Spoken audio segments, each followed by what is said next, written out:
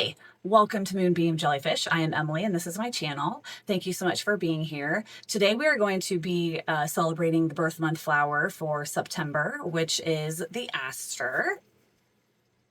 So I did mine in a pen and ink style this time. I thought it would be kind of fun to get back to basics and just kind of keep it more simplified. Anybody can do this. I show you some tips and show you some tricks of ways to better understand how to draw a flower. So I hope that you're going to grab your paper and your pencils and pens and draw along with me and shade in using the hatching method. I'm going to kind of show you how I use that method as well. So grab your supplies and let's get started.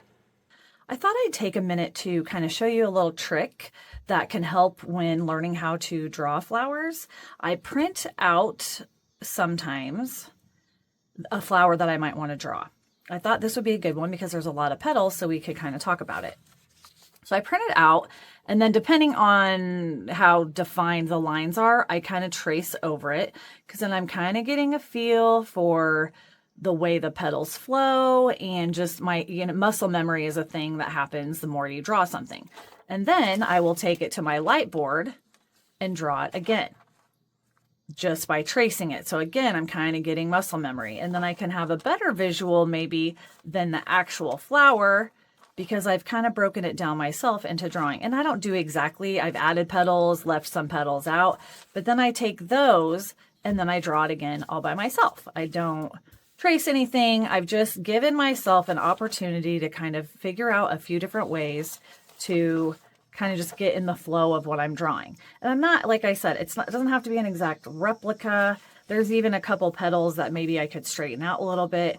But the thing to notice or to learn is kind of the original shape. So this one, if you go around it, is basically like an oval. It's not a circle. It's a little bit flatter, if you will. And then you can find where the center is. And then you can see that this side is going to be shorter because of the way that the flower is actually facing. This one's curled up a little bit than this one. So then these petals should be longer. And then you can look at how they look when they're kind of folded.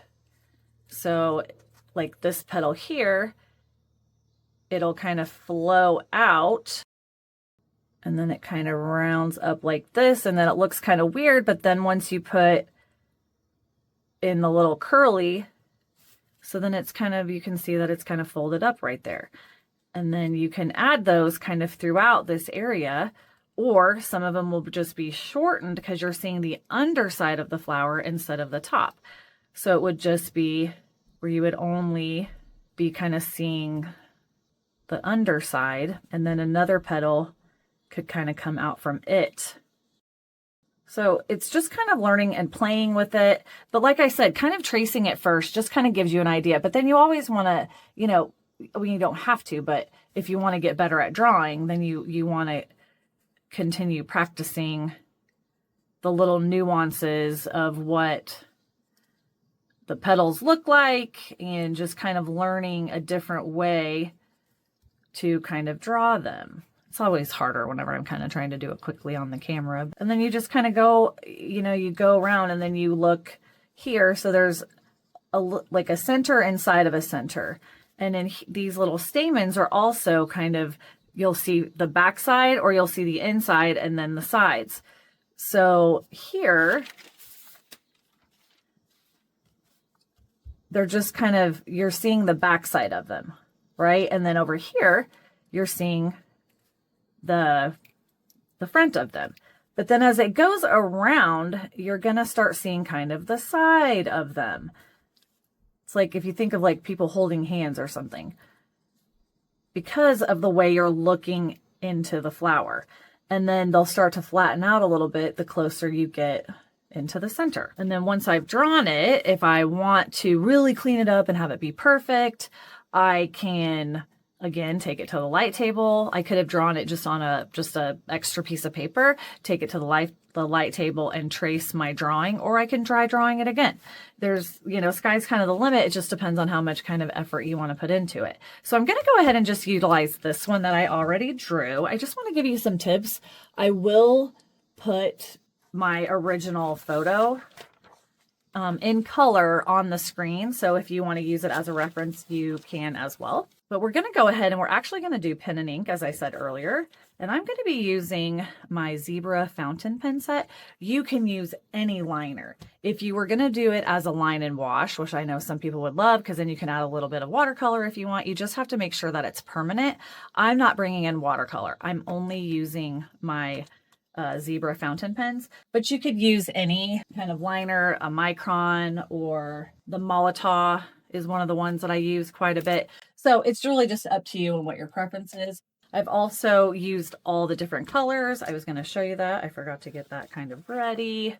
I was practicing a while back. It's super fun just to kind of do some in color, just for, to try something different. And you could do the flowers in one color, the stems in another color, or just make it all black and white.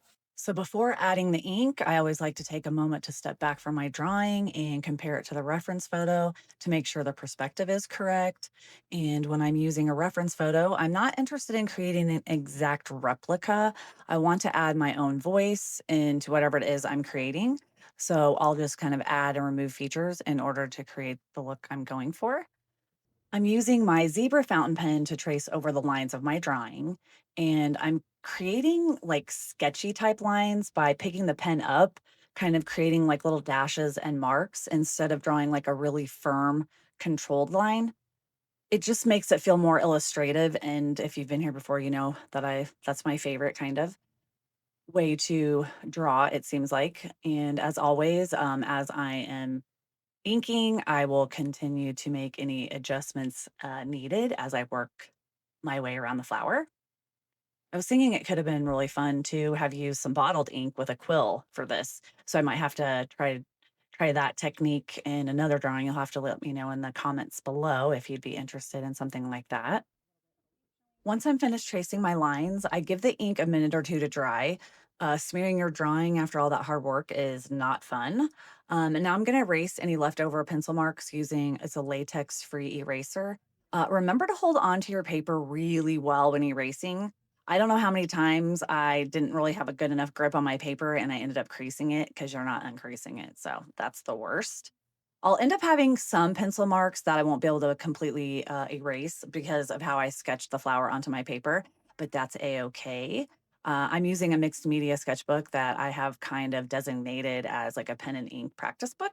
So it's a great place to try new ideas and techniques. So it's okay that it's not going to end up being perfect.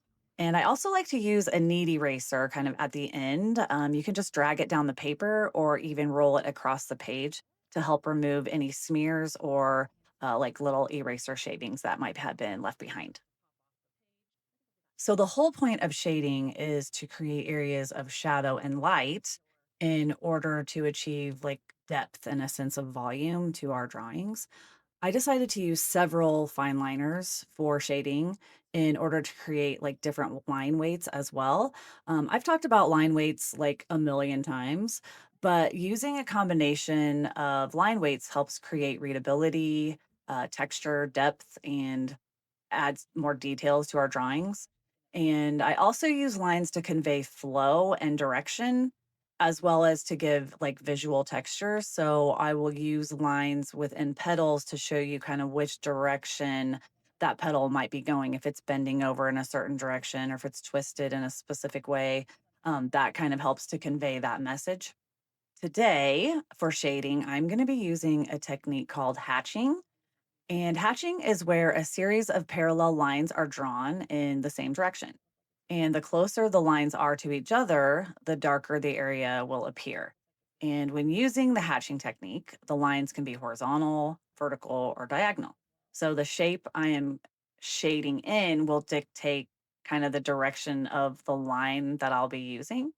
And in some areas, you might want to achieve a darker tone. So you can use cross hatching in order to help achieve those darker tones. And this is achieved by layering like a second set of parallel lines, but just at a different angle than the first set of lines. As I work my way around the flower to build up my shadows, I'll go back in and kind of thicken some lines to achieve like a bolder line in some areas. And there's kind of a lot of back and forth when it comes to shading. Sometimes I will get an area shaded too much, and then that makes the area that I wanted to be, sh- darker look lighter. So you have to kind of do back and forth where it's like, okay, this one's too dark, so now I got to make this one darker to make the other one look lighter. And then sometimes if I've just gone way too dark, I will bring in like a white gel pen or even like a white Posca pen, or depending on if it's a, black and white drawing or something like that. But that's a tool you can use also to kind of bring in highlights that you might have somehow lost along the way.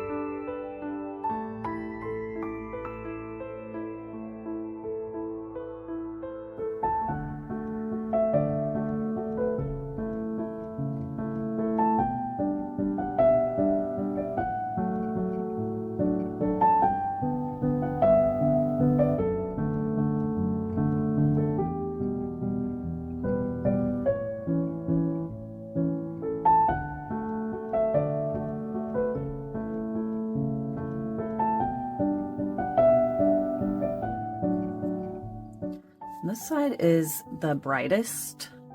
The light's hitting it the most, and a few of these little petals here.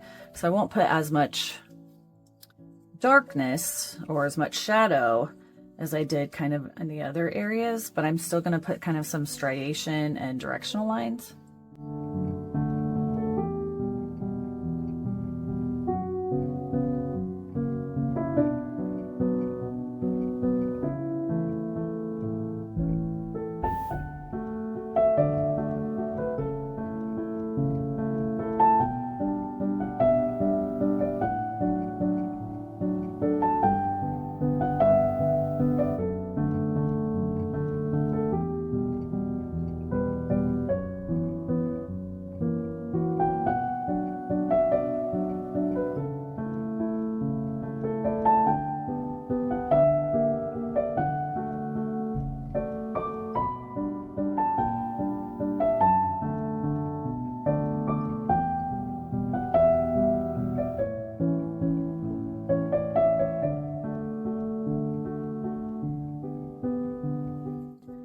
You always want to kind of step back, lean back, get away from it a little bit, because we're so close to it that things can kind of start to look mundane, or there's like more darks over here than over here. So I want to go back in and kind of darken some of those areas up a little bit more, especially underneath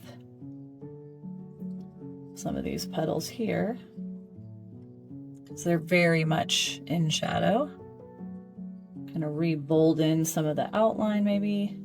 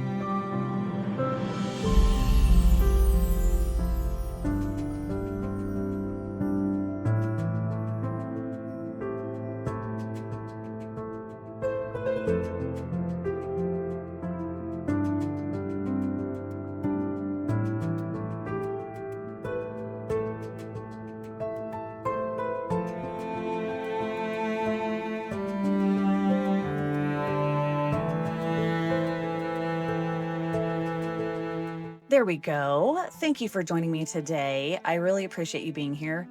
I really enjoyed creating this drawing. I thought it was kind of fun just to get back to basics and just draw with some pen and ink. You'll have to let me know in the comments if you enjoyed that as well. And if it's your birth month, then happy birthday.